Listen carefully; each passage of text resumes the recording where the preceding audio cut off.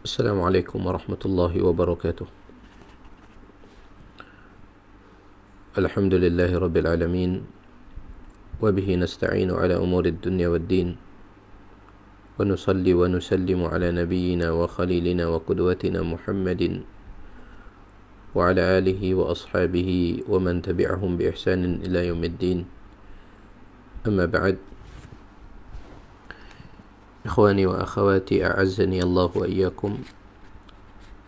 Alhamdulillah, pada kesempatan pagi hari ini Allah Subhanahu wa taala mengizinkan kita melanjutkan pembacaan kitab Aqidatul Muslim fi Dhaw'il Kitab was Sunnah. Akidah seorang muslim di dalam panduan Al-Quran dan Sunnah. Sebuah kitab yang ditulis oleh Al-Syekh Dr. Sa'id bin Ali bin Wahab Al-Qahtani rahimahullahu ta'ala. Pembahasan kita masih berkaitan dengan mewujudkan syahadat Muhammad Rasulullah. Akan tetapi pada pembahasan tentang kewajiban mengenal Nabi sallallahu alaihi wasallam, karena memang di antara konsekuensi syahadat Muhammad Rasulullah sebagaimana yang disebutkan oleh sebagian para ulama, di antaranya Syekh Shalih Al-Fauzan hafizahullahu taala, di antara konsekuensi syahadat Muhammad Rasulullah adalah mencintai Nabi Muhammad sallallahu alaihi wasallam dengan kecintaan yang lebih besar dari kecintaan kita kepada semua makhluk. Sebagaimana sabda Nabi alaihi salatu wasallam, la yu'minu ahadukum hatta akuna ahabba ilaihi min waladihi wa walidihi wan nasi ajma'in. Tidak beriman salah seorang di antara kalian sampai dia menjadikan aku lebih ia cintai daripada anaknya, daripada orang tuanya, dan daripada seluruh manusia. Maka konsekuensi syahadat Muhammad Rasulullah menuntut kita untuk mencintai Nabi SAW. Dan sebagaimana perkataan orang bijak, tak kenal maka tak sayang maka tak cinta. Oleh karena itu para ulama, mereka setelah membicarakan syahadat Muhammad Rasulullah, maka mereka membicarakan tentang kewajiban mengenal Nabi Muhammad sallallahu alaihi wasallam. Karena dengan kita mengenal beliau, maka itu akan menghantarkan kita untuk menyayangi dan mencintai beliau sallallahu alaihi wasallam. Ditambah lagi kewajiban mengenal Nabi Muhammad sallallahu alaihi wasallam sepertinya lebih ditekankan lagi pada zaman ini. Zaman di mana sebagaimana yang sering kita sampaikan, generasi umat Islam lebih mengenal orang-orang kafir daripada nabi mereka. Apabila ditanya kepada sebagian generasi Islam, kapan Nabi Muhammad sallallahu alaihi wasallam meninggal dunia, mereka tidak tahu. Kapan beliau dilahirkan, meskipun terjadi perbedaan pendapat di kalangan para ulama, mereka sama sekali tidak tahu.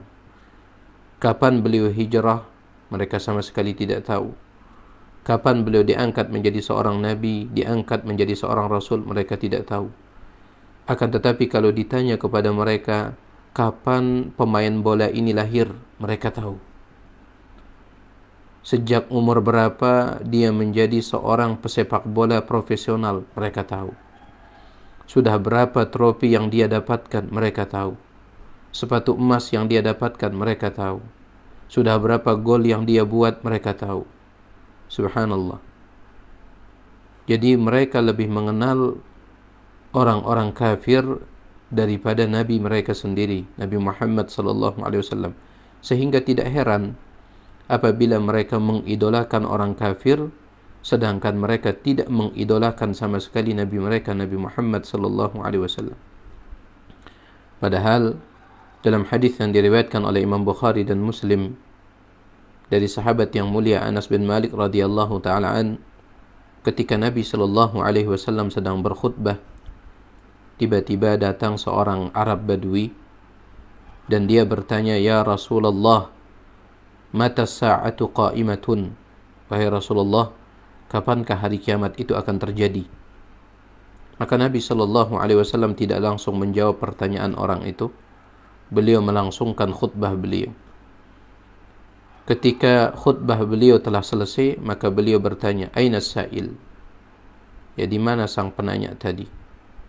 Maka orang tersebut mengatakan, "Ini wahai Rasulullah, ini saya." Nabi alaihi salatu wasallam mengatakan, "Wa madza a'dadta laha?" Engkau bertanya tentang kapan terjadinya hari kiamat, memangnya apa yang telah engkau persiapkan untuk menyambut datangnya hari kiamat itu? Maka ia mengatakan, "Ma a'dadtu laha katsira siyamin wala salatin." Aku tidak mempersiapkan banyak puasa-puasa sunnah, banyak salat-salat sunnah, tidak. Walakinni uhibbullaha wa rasulah. Akan tetapi aku mencintai Allah dan Rasulnya. Nabi sallallahu alaihi wasallam mengatakan, "Anta ma'a man ahbabta." Engkau bersama siapa yang engkau cintai. Engkau bersama siapa yang engkau cintai.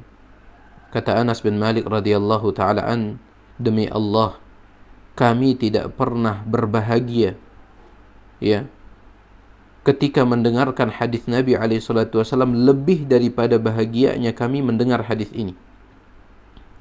Ya, kami tidak pernah berbahagia dengan kebahagiaan yang melebihi bahagianya kami mendengar hadis ini, di mana Nabi alaihi wasallam mengatakan, "Engkau akan bersama siapa yang engkau cintai."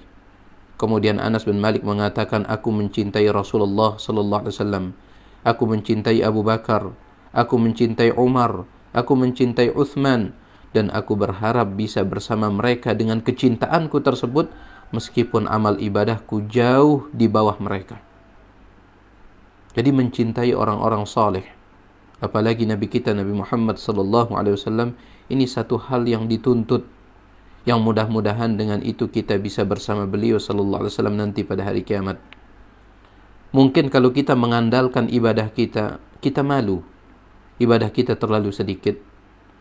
Mungkin kalau kita mengandalkan amalan-amalan kita, amalan kita terlalu jauh dari amalan Nabi alaihi salatu wasallam, maka yang bisa kita harapkan adalah kecintaan kita kepada beliau sallallahu alaihi wasallam. Dan sekali lagi, tak kenal maka tak sayang maka tak cinta. Oleh karena itu, kewajiban bagi kita setiap muslim dan muslimah untuk mengenal Nabi Muhammad sallallahu alaihi wasallam. Karenanya dahulu para ulama as-salafus salih, mereka sangat memperhatikan mengajarkan sirah Nabi sallallahu alaihi wasallam kepada anak-anak mereka, kepada keluarga-keluarga mereka. Sampai dikatakan bahwasanya Abdullah bin Abbas radhiyallahu taala anhuma, beliau memiliki jadwal khusus dari semua jadwal pengajian beliau. Ada jadwal khusus di mana Abdullah bin Abbas menyampaikan tentang sirahnya Nabi sallallahu alaihi wasallam. Ya. Beliau punya jadwal khusus, di mana jadwal tersebut tidak akan tergeser, ya, dengan jadwal-jadwal yang lain, khusus untuk mengajarkan bagaimana sirah Nabi sallallahu alaihi wasallam, bagaimana kehidupan Nabi sallallahu alaihi wasallam.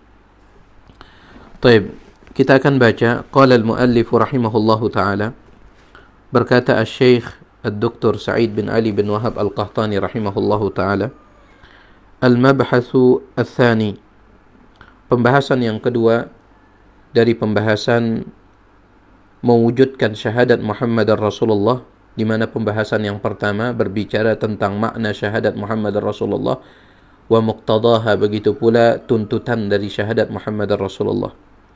Adapun pembahasan yang kedua, wujubu ma'rifatin Nabi sallallahu alaihi wasallam, kewajiban mengenal Nabi sallallahu alaihi wasallam.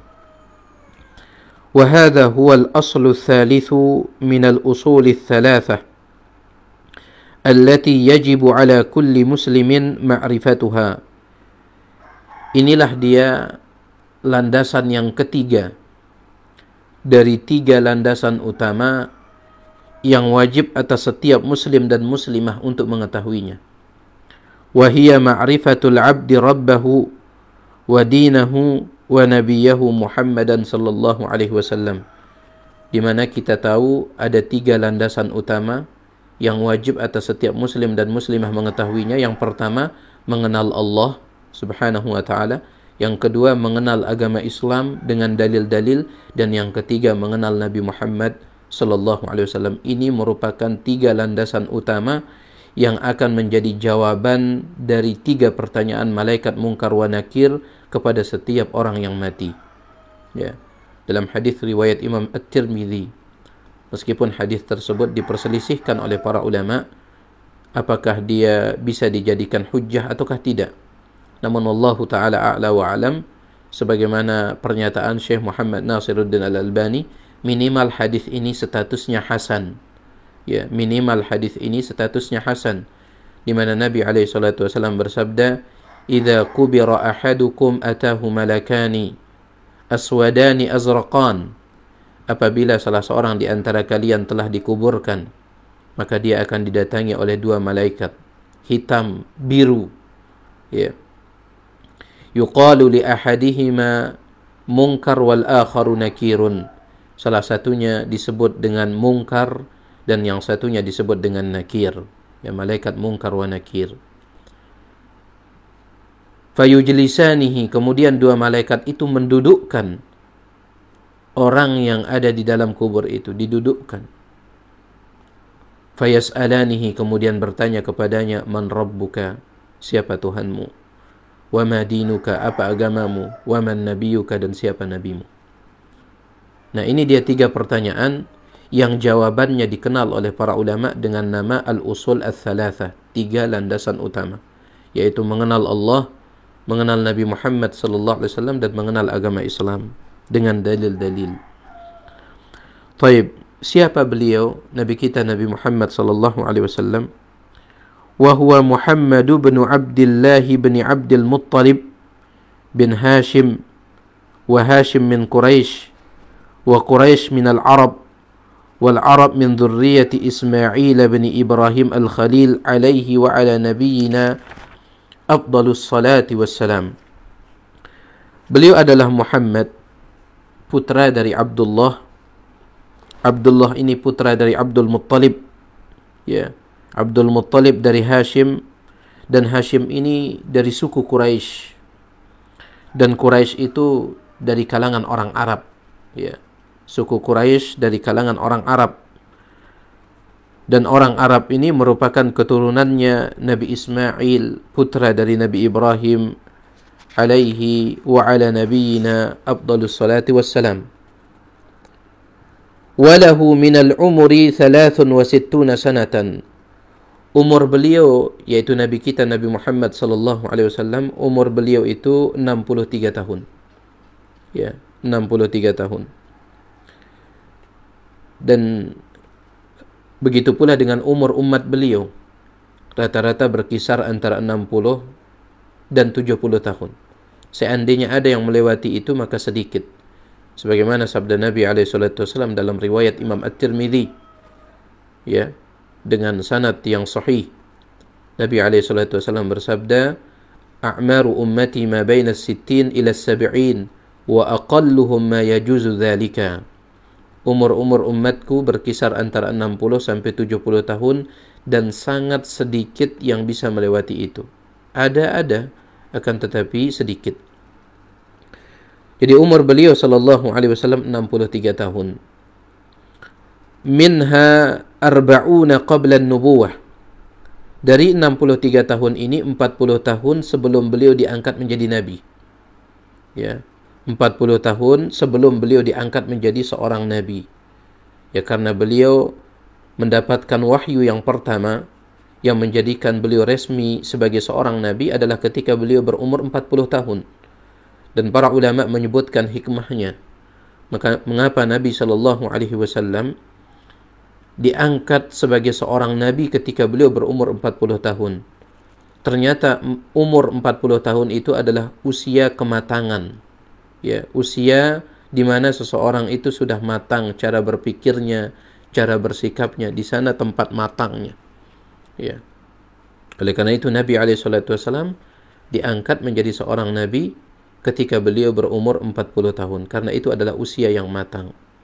Ya, begitu pula terkadang seorang dai, seorang dai sebelum dia mencapai usia 40 tahun, ya dia memiliki ilmu yang luar biasa, akan tetapi terkadang di dalam bersikap dia kurang.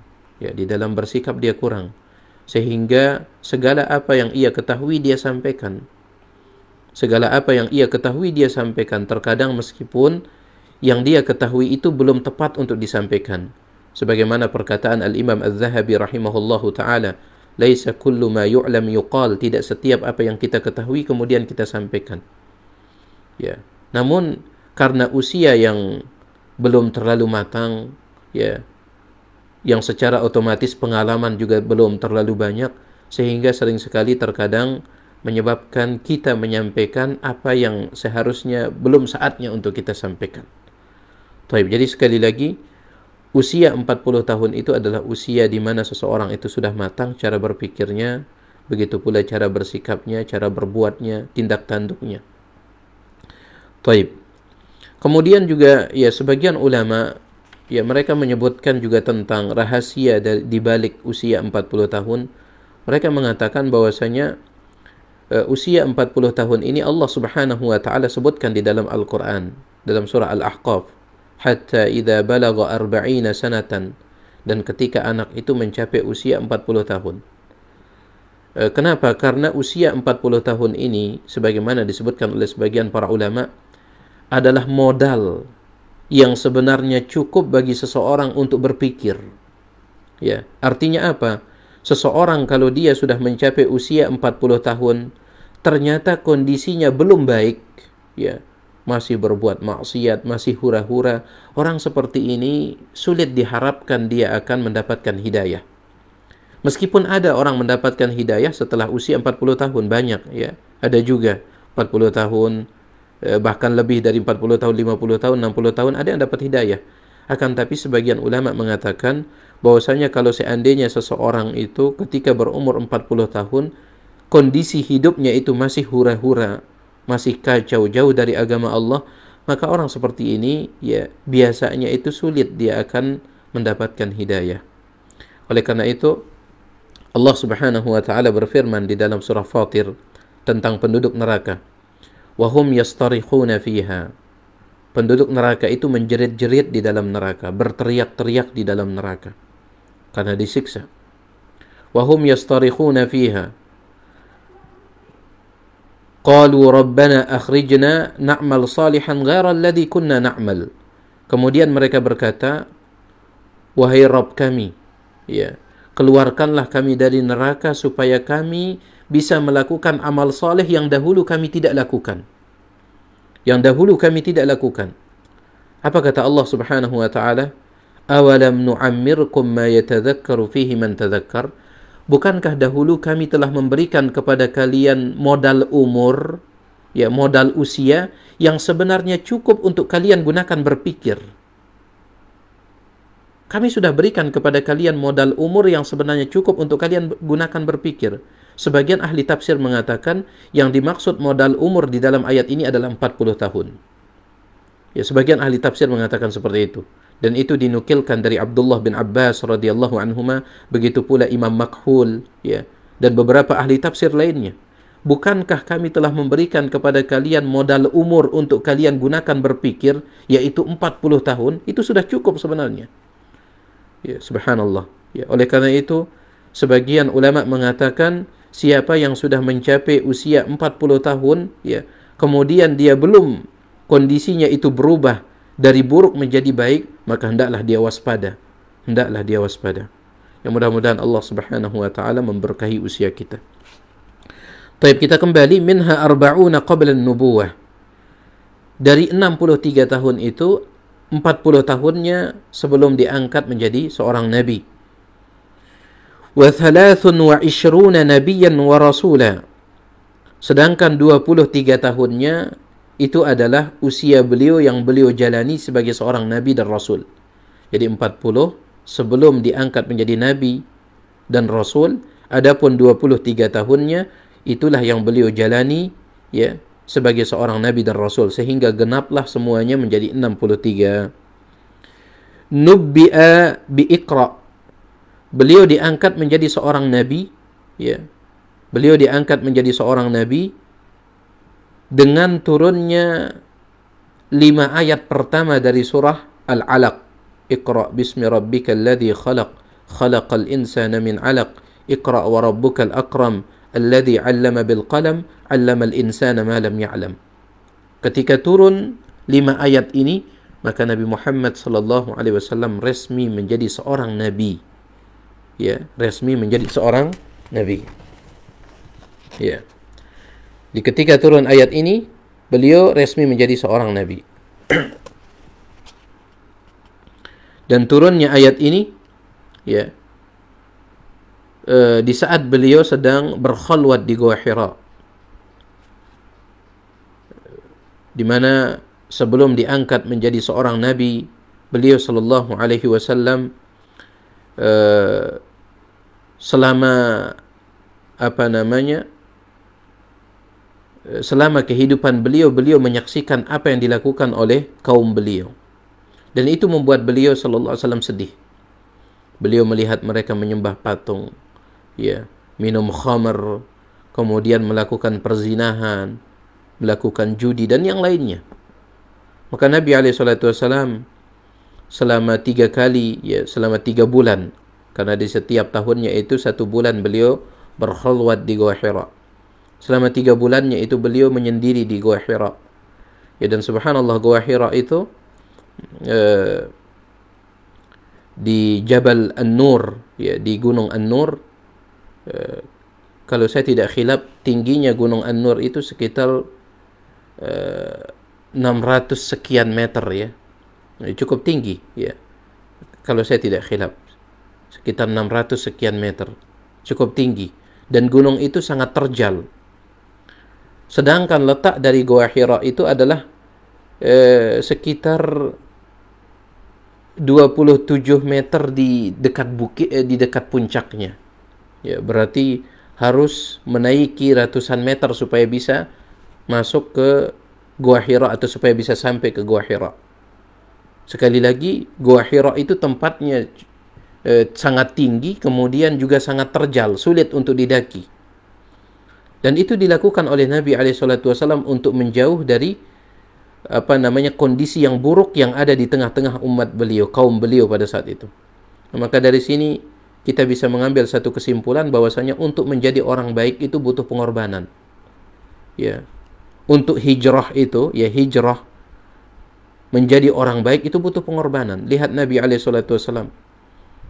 Beliau karena melihat kondisi yang sangat kacau balau di tengah-tengah kaum beliau, nyembah patung, zina, judi, khamar, riba, semuanya jalan. Maka Nabi SAW menyendiri. Ya. Kemudian beliau di dalam menyendirinya bukan di dalam rumah, akan tapi beliau menaiki, ya, gunung Jabal Nur, ya, untuk masuk ke dalam Gua Hira di sana, di mana Gua Hira ini tempatnya sangat tinggi kemudian terjal. Jadi untuk menjadi orang baik itu butuh pengorbanan, ya. Dan sebagaimana dikatakan oleh sebagian asatidzah kita, bahwasanya hijrah itu mudah, ya. Hijrah itu mudah. Yang sulit adalah istiqamah setelah hijrah. Itu yang sulit.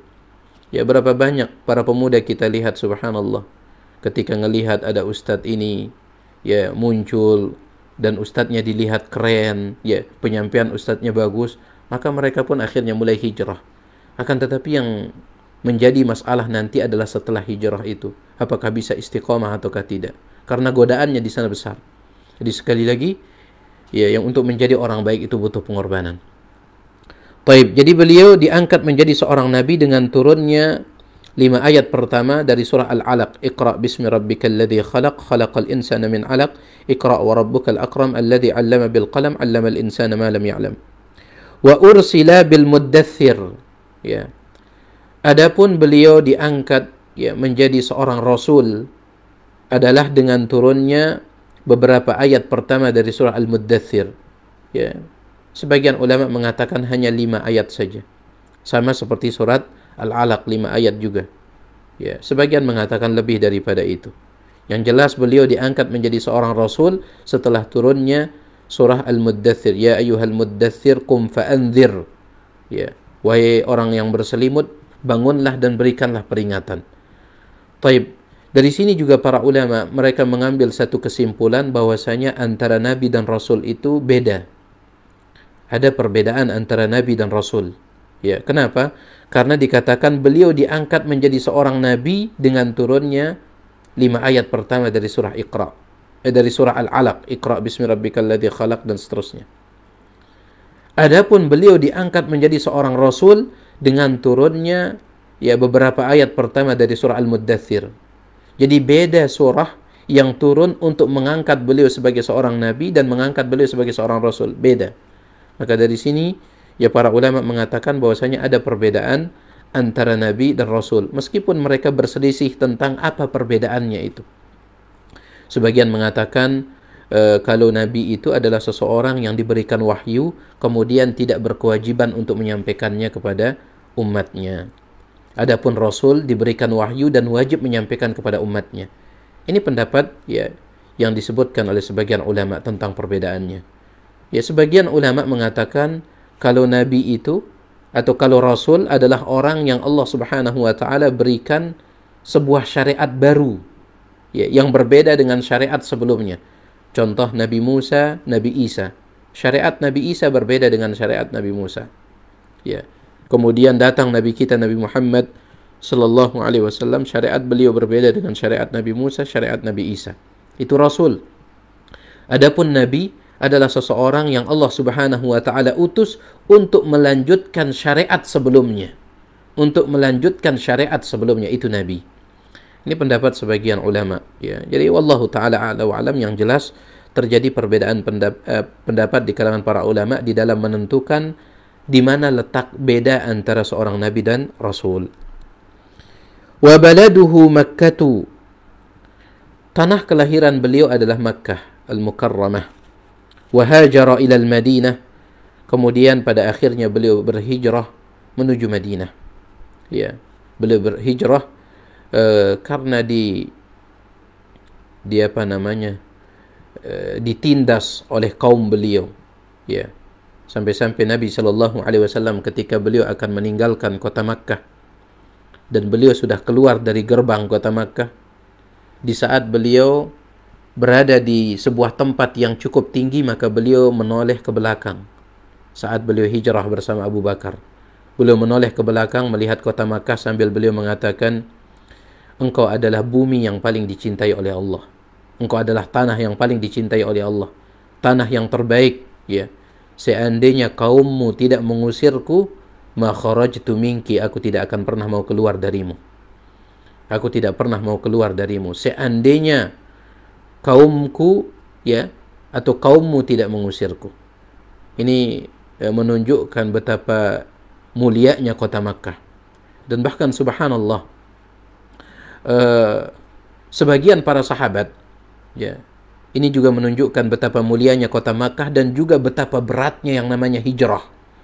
Ya, betapa beratnya yang namanya hijrah, butuh pengorbanan.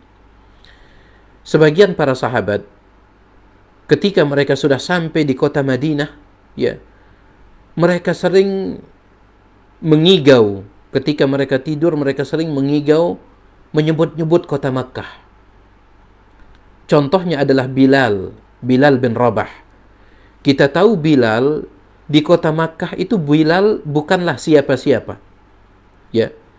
Bilal di kota Makkah bukanlah siapa-siapa.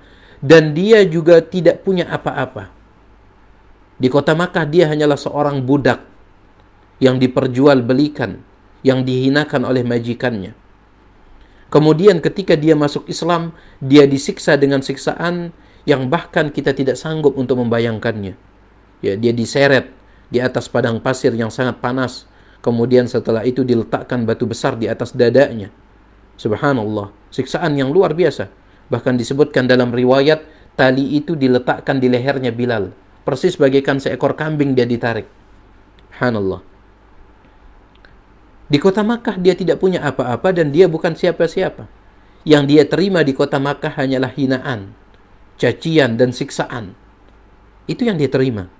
Tetapi yang luar biasanya, ketika Bilal hijrah dari Makkah menuju Madinah, ya, kemudian di kota Madinah Allah takdirkan dia sakit. Dia tidak cocok dengan cuaca Madinah, akhirnya dia pun sakit. ketika dia sakit dia sering mengigau menyebut-nyebut sebuah rerumputan, ya, satu jenis rumput di mana rumput tersebut hanya tumbuh di kota Makkah. Ya.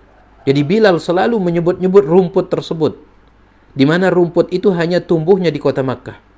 Menunjukkan apa kata para ulama?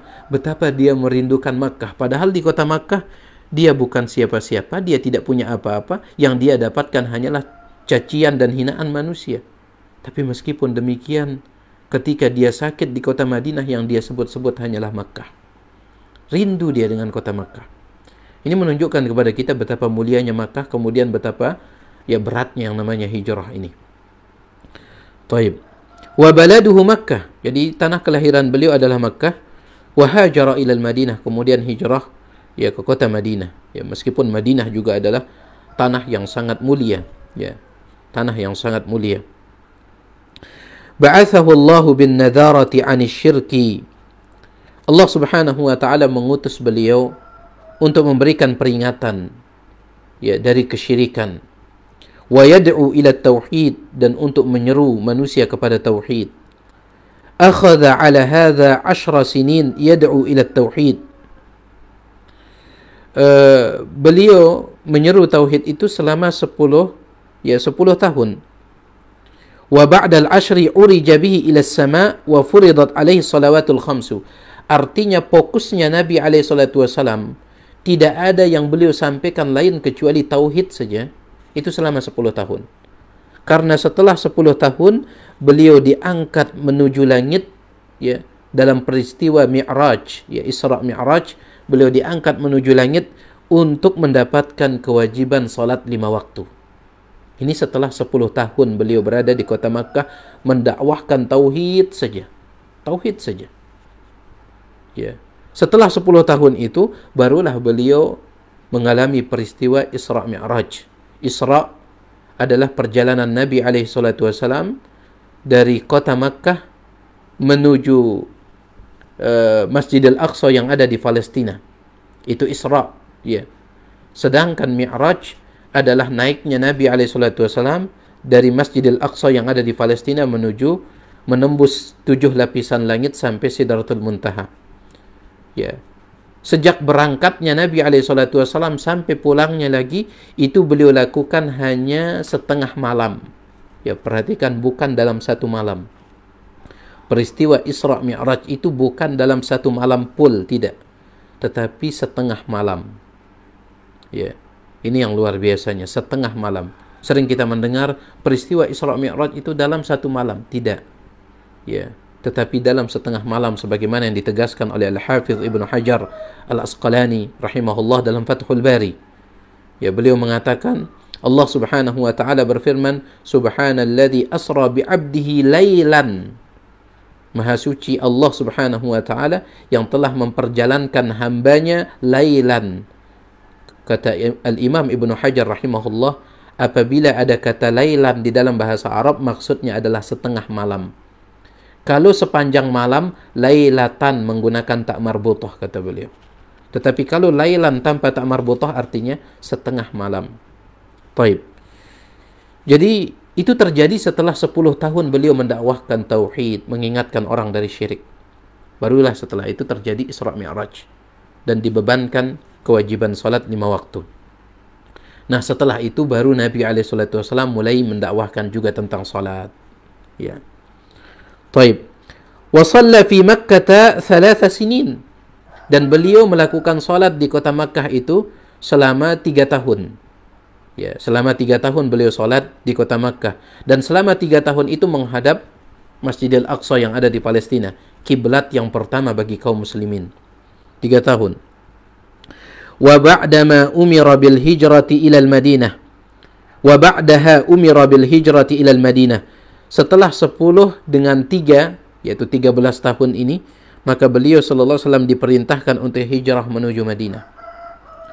Falamma istaqarra bil Madinah, ketika beliau sudah menetap di kota Madinah, umira bi baqiyati syara'il Islam. Beliau diperintahkan dengan ya sisa-sisa dari syariat Islam yang lainnya, atau beliau diperintahkan dengan syariat-syariat Islam lainnya. Ya, mislu zakah seperti zakat, wassalah, begitu pula salat, ya. Kalau salat sudah sejak di Makkah. Wal hajj, haji, wal jihad, wal adhan, wal amri bil ma'ruf wan nahyi 'anil munkar, jihad, adhan, amar ma'ruf nahi munkar, wa ghairi dzalika, ya, dan yang lainnya. Akhadha 'ala hadha 10 sinin, ya. Dan itu beliau sallallahu alaihi wasallam lakukan selama 10 tahun. Ya, jadi beliau di kota Makkah itu 13 tahun, sedangkan di kota Madinah itu 10 tahun. Maksudnya 13 tahun setelah diangkat menjadi nabi dan rasul, ya. 13 tahun di kota Makkah, sedangkan 10 tahunnya di kota Madinah. Sehingga genaplah, ya, beliau menjalani 23 tahun di dalam mengemban kenabian dan kerasulan beliau. Wa ba'daha tuwfiya salawatullahi wa salamuhu alaihi. Dan setelah itu barulah beliau sallallahu alaihi wasallam wafat. Ya. Beliau sallallahu alaihi wasallam wafat pada hari Senin tanggal 12 Rabiul Awal, dan ini ijma' sepakat para ulama. Ya, tentang tanggal dan bulan wafatnya Nabi alaihi salatu wasallam, begitu pula tahunnya, sepakat para ulama. Ya, yaitu hari Senin tanggal 12 Rabiul Awal, di sana Nabi alaihi salatu wasallam wafat. Sepakat para ulama. Tidak ada khilaf. Adapun hari kelahiran beliau maka diperselisihkan oleh para ulama. Diperselisihkan. Jangankan harinya, bulannya pun diperselisihkan oleh para ulama. Kapan Nabi SAW lahir, bulannya diperselisihkan. Meskipun yang masyhur adalah Rabiul Awal. Ya. Setelah kita mengambil pendapat yang masyhur itu, berikutnya adalah tanggalnya kapan Nabi SAW lahir. Diperselisihkan. Banyak sekali qaul, pendapat di kalangan para ulama. Ya. Oleh karena itu, ya sangat aneh bagi orang yang merayakan perayaan Maulid. Ya. Kenapa? Karena tanggalnya saja tidak diketahui. Seandainya pun diketahui tanggal berapa, maka tidak ada syariat untuk melakukan perayaan tersebut. Wa dinuhu baqin. Ketika beliau sallallahu alaihi wasallam wafat, agama yang beliau bawa itu tetap ada, ya, tetap kekal. Wa hadza dinuhu, dan inilah agama beliau, yaitu Islam. La khaira illa dalla ummatahu alaih. Tidak ada satu kebaikan pun kecuali beliau sallallahu alaihi wasallam telah sampaikan. Wala syarra illa hadzaraha minhu, dan tidak ada satu keburukan pun kecuali beliau sallallahu alaihi wasallam telah peringatkan. Dan itu tugas dari semua nabi dan rasul. Ya. Tugas dari semua rasul yang Allah Subhanahu wa taala utus adalah untuk mengajarkan kepada umat mereka kebaikan yang mereka ketahui dan keburukan yang mereka ketahui mereka peringatkan. Sebagaimana sabda Nabi alaihi salatu wasallam dalam riwayat Imam Muslim, "Ma min nabiyyin illa haqqan alaihi an yadulla ummatahu ala khairi ma ya'lamuhu lahum wa yuhadhdhirahum ala syarri ma ya'lamuhu lahum." Atau kama qala sallallahu alaihi wasallam, wa yuhadhdhiruhum min syarri ma ya'lamuhu lahum. Tidak ada seorang nabi pun kecuali sudah wajib atas nabi tersebut, atas rasul tersebut, untuk mengajarkan kepada umatnya atau menunjukkan kepada umatnya kebaikan yang ia ketahui dan memperingatkan umatnya dari keburukan yang ia ketahui. Itu tugas semua para nabi dan rasul. Tidak ada secuil kebaikan pun kecuali telah diajarkan oleh para nabi, terutama Nabi kita Nabi Muhammad sallallahu alaihi wasallam. Tidak ada sedikit pun dari keburukan kecuali telah diperingatkan. Oleh karena itu dalam hadis riwayat Imam At-Tabarani, ya, dari sahabat yang mulia Abu Dzar Al-Ghifari dengan sanad yang disahihkan oleh Syalbani rahimahullah, ya, Nabi alaihi salatu wasallam bersabda, "Ma min syai'in yuqarribukum minal jannah wa yubaidukum minan nar illa waqad buyyina lakum." Tidak ada satu amalan pun. Perhatikan dalam hadis ini Nabi menggunakan kata syai' dalam bentuk nakirah. Artinya apa? Sekecil apapun, sedikit apapun. Tidak ada satu amalan pun, sekecil apapun, sedikit apapun, ya, yang bisa mendekatkan kalian kepada syurga, menjauhkan kalian dari neraka, illa waqad buyyina lakum, kecuali semuanya telah dijelaskan kepada kalian. Sampai dikatakan oleh Abu Dzar Al-Ghifari, wa ma ta'irun yuqallibu janahaihi fil hawa illa waqad dzakara lana minhu ilma. Sampai-sampai burung yang mengepakkan sayapnya di langit telah dijelaskan ilmunya oleh Nabi alaihi salatu wasallam. Maksudnya apa? Ya, apakah burung yang terbang ini halal dimakan ataukah tidak? Burung itu halal dimakan ataukah tidak? Semuanya telah dijelaskan oleh Nabi SAW. Oleh karena itu, ya, tidak ada celah bagi kita untuk membuat tambahan-tambahan di dalam agama ini. Komplit sudah. Dan apabila kita justru memberikan tambahan, membuat tambahan di dalam agama yang sudah komplit ini, justru secara tidak langsung kita menuduh Nabi SAW telah berkhianat di dalam menyampaikan amanah kerasulan. Ada yang beliau sembunyikan, berarti kalau seandainya kita masih membuat amalan-amalan baru, sebagaimana perkataan Al-Imam Malik bin Anas, Imam Daril Hijrah, ya, qala Ibnu Majishun, dikatakan oleh Al-Imam Ibnu Majishun, sami'tu Malikan yaqul, aku mendengar guruku Imam Malik berkata, man ibtada'a fil islami bid'atan yaraha hasanatan, barang siapa yang membuat suatu bid'ah di dalam Islam dan dia memandangnya sebagai bid'ah hasanah, bid'ah yang baik, faqad za'ama anna Muhammadan khana risalah, tetapi berarti secara tidak langsung dia menuduh Nabi Muhammad sallallahu alaihi wasallam mengkhianati kerasulan. Ada yang disembunyikan. Kenapa? Lianna Allah Ta'ala qal, karena Allah Subhanahu wa Ta'ala telah berfirman, al-yawma akmaltu lakum dinakum, hari ini telah aku sempurnakan bagi kalian agama kalian. Sempurna. Tidak ada lagi yang tersisa. Semuanya telah disampaikan oleh Nabi SAW sempurna. Ya. Oleh karenanya siapa yang membuat perbuatan bid'ah di dalam agama Islam, secara tidak langsung dia menuduh Nabi SAW berkhianat. Fama lam yakun yawma idin dina fala yakunul yawma dina.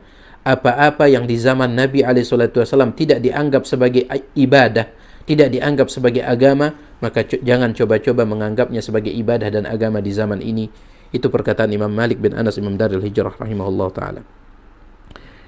Jadi semuanya telah disampaikan. Yang baik disampaikan, yang buruk juga telah disampaikan untuk ditinggalkan. Wa huwa khatamul anbiya'i wal mursalin.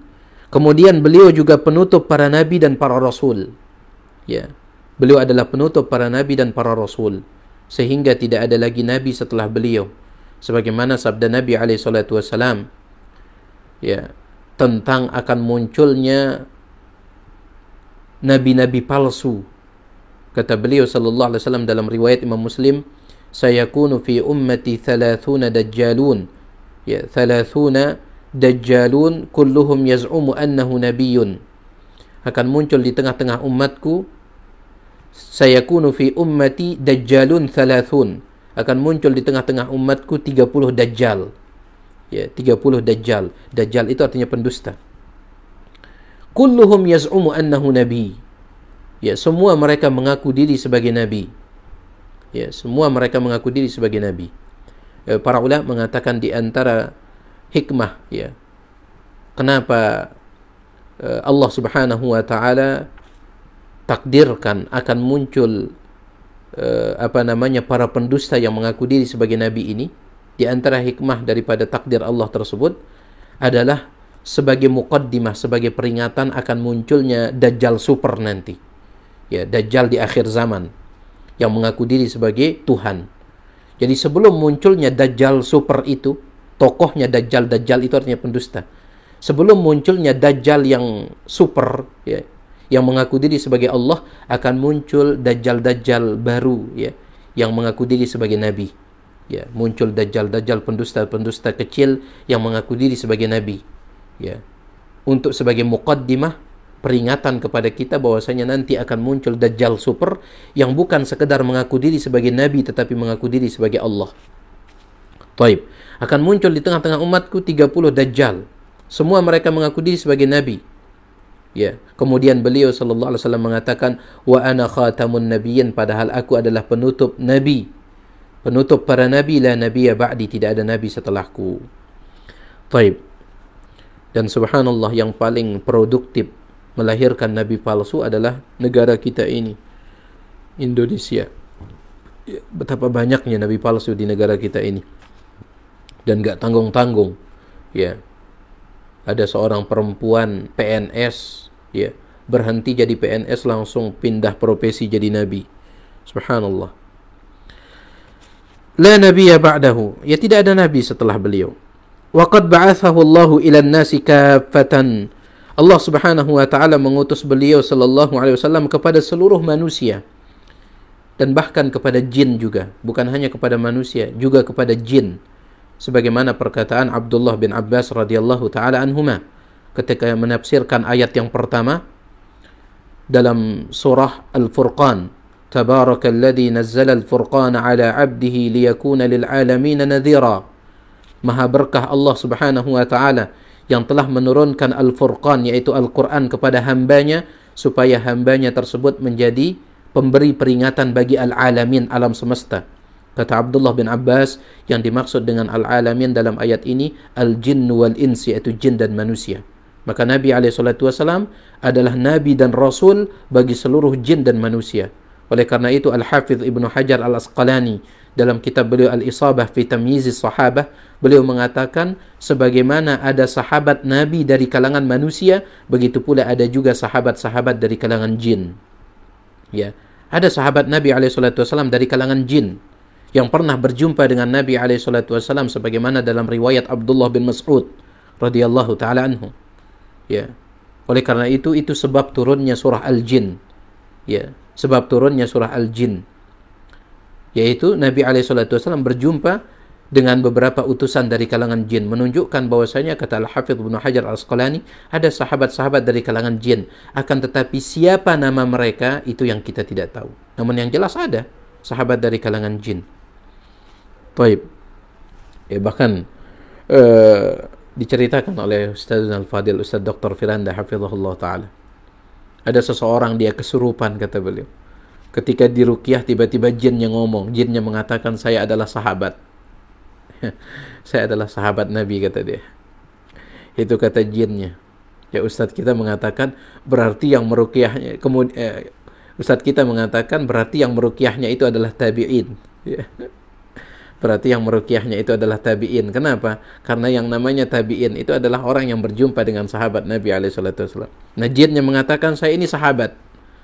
Ya, jadi peruqyahnya tabi'in.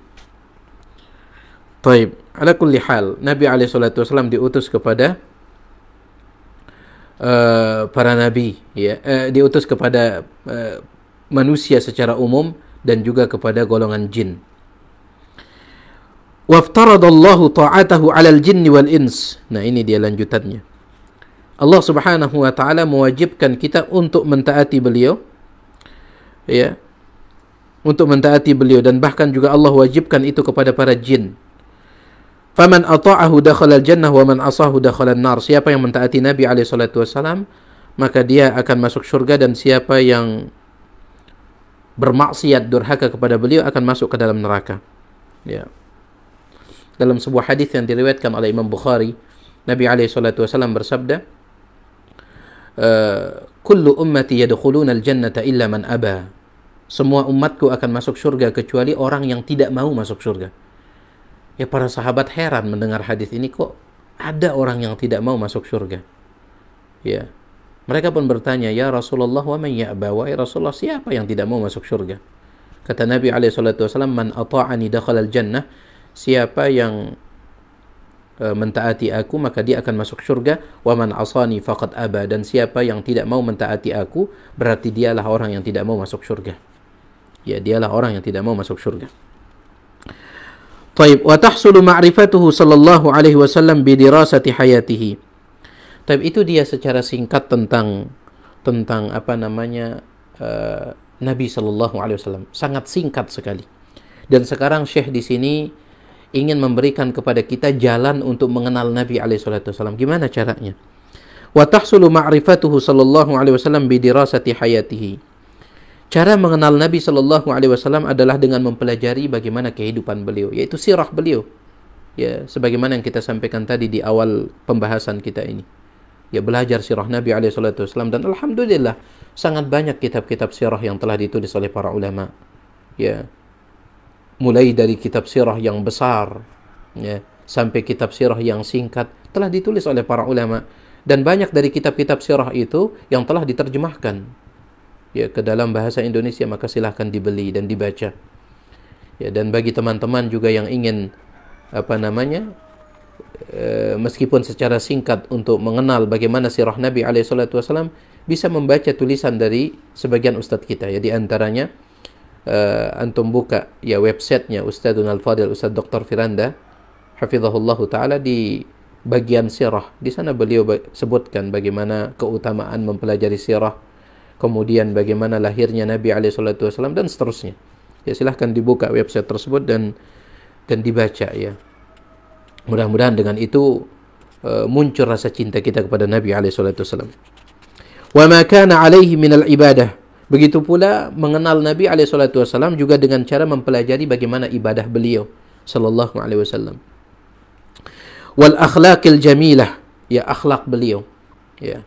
Bagaimana akhlak Nabi alaihi salatu wasallam ini juga sangat penting untuk kita tiru, untuk kita pelajari akhlak Nabi alaihi salatu wasallam. Dan para ulama telah menulis kitab tentang masalah ini. Contoh Al-Imam Al-Bukhari, Al-Adabul Mufrad, beliau mengumpulkan hadis-hadis tentang akhlak Nabi alaihi salatu wasallam.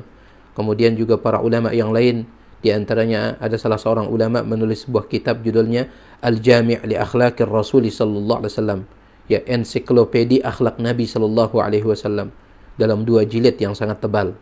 Ya. Jadi penting bagi kita untuk mempelajari akhlak Nabi alaihi salatu wasallam.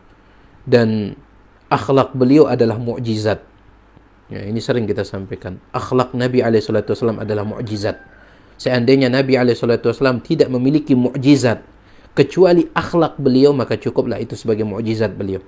Coba bayangkan ikhwani azani Allah wa iyyakum, sebagaimana perkataan Anas bin Malik radhiyallahu taala an, selama 10 tahun saya melayani Nabi alaihi salatu wasallam sebagai pembantu beliau, beliau tidak pernah protes.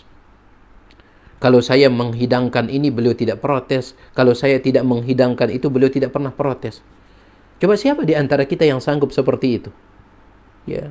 Tabiat manusia itu adalah berkeluh kesah. Innal insana khuliqa halu'a. Ya, sungguhnya manusia itu diciptakan suka berkeluh kesah, suka protes. Itu tabiat dasar manusia. Namun Nabi alaihi salatu wasallam enggak pernah beliau protes. Ya. Selama itu tidak bertentangan dengan syariat Allah, beliau enggak pernah protes berkaitan dengan pribadi beliau. Ini kan mukjizat. Ya, dalam hadis yang lain disebutkan Nabi alaihi salatu wasallam, kalau beliau ya dihidangkan makanan, kalau beliau sukai beliau makan, kalau beliau tidak sukai beliau tinggalkan. Tidak pernah mengatakan ini enggak enak. Ya, ini keasinan, ini kemanisan, ini kepahitan. Beliau enggak pernah seperti itu. Nah, siapa di antara kita yang tidak pernah seperti itu? Siapa? Enggak ada kayaknya. Ya. Jangankan kita beli makanannya kemudian ternyata kurang sedap rasanya di lisan kita. Jangankan kita beli, dikasih gratis pun terkadang kita masih protes. Ya, ada orang mengadakan walimah, diundang kita makan secara gratis, ya nggak ngasih apa-apa. Setelah pulang, yang pertama kali dia komentari adalah makanannya. Aduh, walimah ini kok makanannya seperti itu. Padahal dikasih gratis, coba. Apalagi kalau bayar.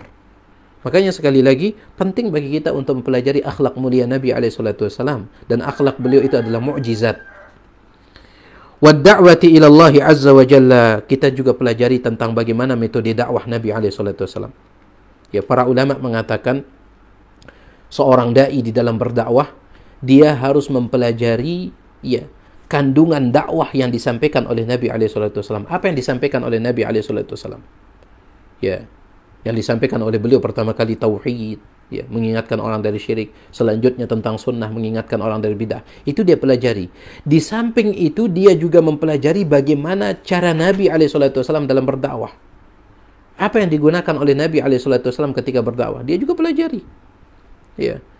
Karena di zaman kita ini, subhanallah, muncul dai-dai yang mereka berdakwahnya itu yang penting orang rame menerima, terlepas dari bagaimana cara mereka berdakwah. Sehingga kita lihat ada orang berdakwah pakai musik. Ya. Alasannya apa? Para pemuda sekarang kan senang musik. Ya. Yang penting kandungan musiknya itu islami, kata mereka, dalam tanda kutip. Akhirnya dakwahnya pakai musik. Ya. Sampai ada yang membuat tabligh akbar itu judulnya apa? Ya, nada dan dakwah. Nada dan dakwah. Ya. Akhirnya orang ramai hadir. Sebelum mulai berdakwah, ya, diputarkan dulu musik, konser dulu. Setelah itu baru diselipkan nasihat-nasihat. Ternyata yang masuk ke telinga orang adalah nyanyiannya. Adapun nasihatnya sama sekali nggak masuk. Yang terdengar hanya nadanya, dakwahnya tidak. Sebagian berdakwah melalui film. Ya, kemudian dengan judul apa? Tontonan dan tuntunan. Yang didapatkan oleh orang tontonannya saja, tuntunannya nggak dapat. Ya, subhanallah. Jadi banyak sekali metode dakwah yang yang ditempuh oleh sebagian para dai pada zaman kita ini. Ya, mereka nggak sanggup untuk bersabar. Betul, cara dakwahnya Nabi SAW itu memakan waktu yang lama. Cara dakwahnya Nabi SAW memakan waktu yang lama. Nah, itu yang tidak sabar sebagian para dai. Nggak sabar untuk menunggu waktu yang lama ini. Akhirnya mereka pun menempuh jalan pintas yang mereka anggap pantas. Ya, melalui musik, film dan yang lainnya. Ya. Kemudian muncullah label-label Islami, film Islami, musik Islami, nasyid Islami. Semuanya muncul untuk apa? Untuk menjaring orang. Ya. Makanya ada sebuah kitab ya. Bentar. Baik. Ini ada sebuah kitab yang sangat tebal sekali yang ditulis oleh salah seorang ulama, yaitu oleh Syekh Profesor Dr. Hamad bin Nasir bin Abdurrahman Al-Ammar. Ini kitab yang sangat tebal, sekitar 736 halaman. Judulnya apa? Asalibud Da'watil Islamiyah Al-Mu'asirah. Ya. Metode dakwah. Ya. Bagaimana metode dakwah Nabi SAW. Nah, ini penting untuk kita pelajari. Ya. Penting bagi kita untuk mempelajarinya karena munculnya dai-dai di zaman ini yang penting orang rame hadir. Nggak peduli dengan kandungan dakwah yang disampaikan, juga tidak peduli dengan metode dakwahnya. Entah dakwah pakai musik, terserah sudah. Ya, sampai akhirnya ya, awal-awalnya dia mengatakan saya sudah meninggalkan musik. Musik itu bagi saya melalaikan, haram. Tetapi tiba-tiba dia menantang. Dia tantang semua ustadz yang mengatakan musik itu haram untuk berdebat. Subhanallah. Taib. Wal jihadi fi sabilillah ta'ala, kita pelajari bagaimana jihad Nabi alaihi salatu wasallam. Wa ghairi dzalika min jawanibi hayatihi sallallahu alaihi wasallam, dan sisi-sisi kehidupan Nabi alaihi salatu wasallam yang lainnya. Intinya kita pelajari semua sendi dan sisi kehidupan Nabi alaihi salatu wasallam. Fayanbaghi likulli muslimin yuridu an yazdada ma'rifatan binabiyhi wa imanan bihi. Maka sudah sepatutnya bagi setiap muslim yang ingin menambah pengetahuannya terhadap Nabi SAW dan juga ingin mempertebal keimanannya kepada Nabi SAW dan juga untuk mempertebal dan memperdalam rasa cintanya kepada Nabi SAW, an yutali'a min siratihi ma tayassar, untuk mempelajari sirah Nabi SAW ya, semaksimal mungkin. Fi harbihi wa silmihi, baik ketika Nabi sedang berperang ataupun ketika beliau tidak berperang. Wa syiddatihi wa rakhaihi, ketika Nabi SAW dalam kondisi kesulitan ataupun dalam kondisi lapang. Ini juga butuh untuk kita pelajari. Ya, bagaimana sikap Nabi SAW ketika dalam kondisi sulit? Apakah seperti kita zaman ini, di mana kita dalam kondisi sulit, ya kerjaannya menggerutu, bahkan sering sekali kita memprotes Allah Subhanahu wa taala? Apakah Nabi SAW seperti itu? Lihat perkataan Aisyah radhiyallahu taala anha dalam riwayat Imam Al-Bukhari dan Muslim dari Urwah ibn Zubair. Ya. Aisyah radhiyallahu taala anha mengatakan pernah 2 bulan tidak ada yang dimasak di rumah Nabi SAW. Ini Nabi SAW. Rumah tangga seorang Nabi yang paling mulia 2 bulan. Dalam hadis Bukhari Muslim dari sahabat yang mulia Sa'ad bin Abi Waqqas. Sa'ad bin Abi Waqqas radhiyallahu taala anhu menceritakan pernah ya kami bertujuh orang. Pernah kami bertujuh orang, ya. Saya, Nabi SAW dan 5 orang sahabat lainnya. Pada saat itu tidak ada makanan yang bisa untuk dimakan, enggak ada. Akhirnya terpaksa kami memakan daun dari sebuah pohon yang namanya habalah. Itu nama pohonnya. Dan daun dari pohon habalah ini adalah sangat pahit sekali dan bisa merusak bibir. Itu terus yang dikonsumsi oleh Nabi SAW. Sampai kata Sa'ad bin Abi Waqqas, hatta yada'a ahaduna ma tada'u syah, sampai ketika kami buang kotoran kami persis seperti kotoran kambing. Ya, sebagaimana kambing yang makan rumput, ya. Begitu pula karena yang kami makan terus, dedaunan terus yang kami makan, maka kotoran kami sama seperti kotoran kambing, kata dia. Ini Nabi SAW. Demi Allah, kalau seandainya ada orang yang paling berhak untuk kenyang, maka beliau adalah Nabi SAW. Namun beliau SAW sering sekali kelaparan. Nah, itu yang kita pelajari. Ya. Wa syiddatihi wa rakhaihi, dalam kondisi beliau sulit, dalam kondisi beliau lapang. Wa safarihi wa iqamatihi, ya. Bagaimana beliau ketika safar, bagaimana beliau ketika mukim. Wa jami'i ahwalihi, dan seluruh kondisi kehidupan Nabi SAW. Kita pelajari, kemudian kita berusaha untuk mengikutinya. Sebagaimana perkataan Al-Imam Ibnu Katsir rahimahullah dalam tafsir beliau ketika menafsirkan firman Allah, laqad kana lakum fi Rasulillahi uswatun hasanah. Sungguh telah ada bagi kalian pada diri Nabi sallallahu alaihi wasallam suri tauladan yang terbaik. Apa kata Imam Ibnu Katsir? Hadhil ayatul karimatu aslun kabirun fit ta'assi bi Rasulillah sallallahu alaihi wasallam fi jami' aqwalihi wa af'alihi wa fi ahwalihi kullih.